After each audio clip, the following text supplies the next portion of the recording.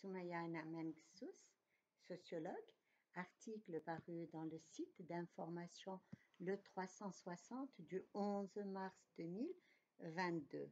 Le 8 mars, expliqué à nos hommes. Que représente le 8 mars pour nos hommes? Un vieil homme poussant un chariot de menthe d'où émane une odeur savoureuse me répond la journée de la femme. La Moudouana, c'est-à-dire le code de la famille, vous a rendu insolente. Sratkum. L'homme est toujours en haut et la femme sous ses pieds. Rajdi Malfouk ou le Mrat Tjlé. La télévision nous casse les oreilles avec ça. Ce n'est pas mon affaire, mais chichourli. Rentre préparer à manger à ton mari au lieu de traîner dans la rue. Je me fais toute petite et je le questionne, ce vieil homme, sur sa famille. Il me dit, j'ai 7 enfants et ce n'est pas la menthe, nana, qui les nourrit. J'ai 2 filles ouvrières, une qui est femme de ménage et la dernière aide sa mère au foyer. Et ses fils, il me dit, 2 sont scolarisés et un traîne dans la rue.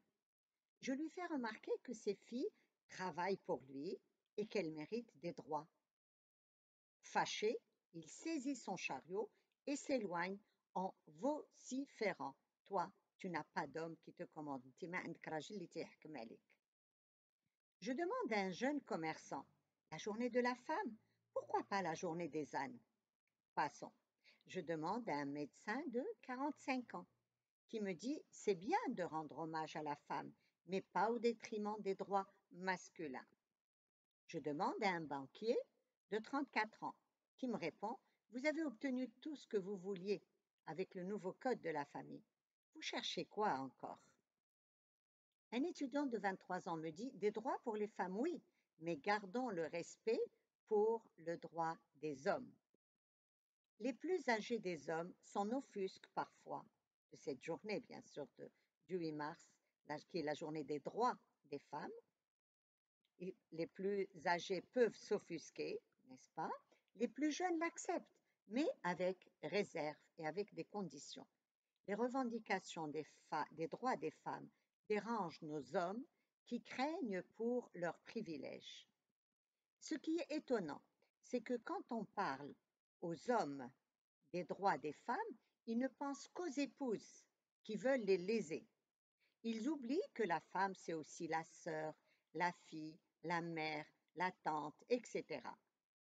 Un homme me dit, le code de la famille a déstabilisé complètement la société. Les épouses ne respectent plus les maris. Pour un oui, pour un non, elles demandent le divorce. Les jeunes hommes refusent de se marier car ils perdent leurs droits. Voilà ce que dit ce professeur de 55 ans. Je fais remarquer à ce père de famille qu'il a 2 filles mariées. Je lui dis, si vos filles divorcent, vous aimeriez que la loi les garantisse leurs droits. Il pousse un cri de cœur et dit, bien sûr, je les défendrai corps et âme. Voilà, monsieur, pourquoi, voilà, messieurs, pourquoi il existe un 8 mars.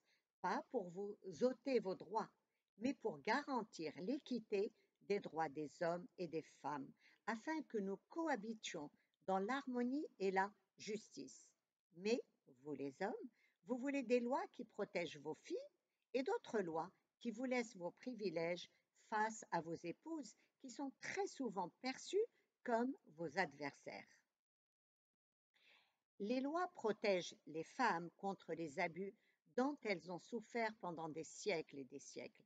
Harcèlement sexuel, viol, violence conjugale, prostitution forcée, mariage et grossesse précoce, travail précoce, et la liste est longue. Ces lois leur octroient égalité le droit à l'éducation, à la scolarité, à la formation, à l'embauche et à la protection dans le travail, etc. Vous les hommes, vous scolarisez vos filles et ainsi vous contribuez à leur émancipation. Il faudrait alors accepter que les lois évoluent pour que vos filles puissent travailler, vivre et travailler dans un environnement favorable à leur sécurité et à leur réussite. Et nos femmes, que pensent-elles du 8 mars?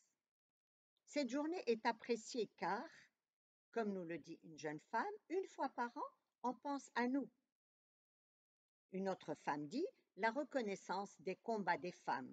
Le 8 mars, c'est la reconnaissance des combats des femmes pour que l'on puisse s'imposer dans une société patriarcale. Une autre femme nous dit les femmes méritent plusieurs journées par an car elles endossent plus de responsabilités que les hommes, car elles portent en elles la vie. Elles doivent être honorées en tant que mères. Fin de citation. Pour Amina, qui est une féministe bien engagée, le 8 mars est l'occasion de rappeler à la société qu'après avoir gagné des batailles, il faut continuer. Et, selon Amina, aucun pays ne peut se développer si la moitié de sa population est marginalisée. Pour d'autres femmes, cette journée est ridicule. Une femme nous dit, on nous infantilise.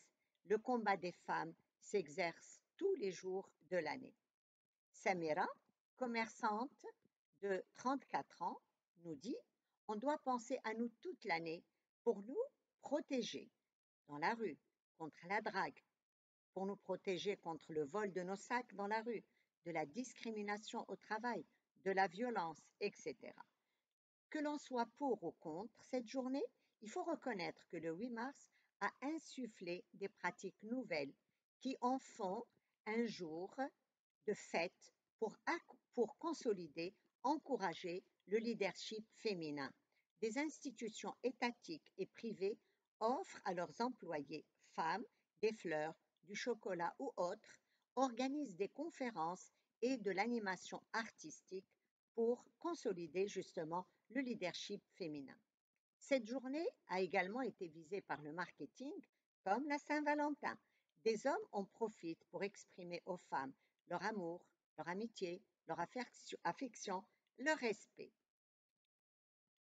Ayez donc, messieurs, un geste affectueux envers vos grands-mères, vos mères, vos épouses, vos filles, vos petites filles, vos sœurs, vos nièces, vos tantes, vos cousines, vos amis, vos collègues. Nous ne cherchons absolument pas ni la confrontation avec vous, ni à vous léser. Nous souhaitons vivre avec vous dans la confiance et la symbiose. Si vous souhaitez avoir, vous les hommes, une journée qui vous est dédiée, je serai la première à y adhérer. Il y a tellement d'hommes admirables qui nous aiment, qui nous encouragent, qui nous comblent d'amitié, d'affection. À commencer par mon père, Allah yarhamou, qui m'a scolarisé, et mon époux, qui m'a toujours encouragé, sans complexe, dans la voie de l'écriture, même sur des thèmes sensibles, voire des thèmes hchouma, honteux. Je profite de cette journée pour rendre hommage à tous les hommes qui reconnaissent notre valeur et qui nous soutiennent. Je vous remercie.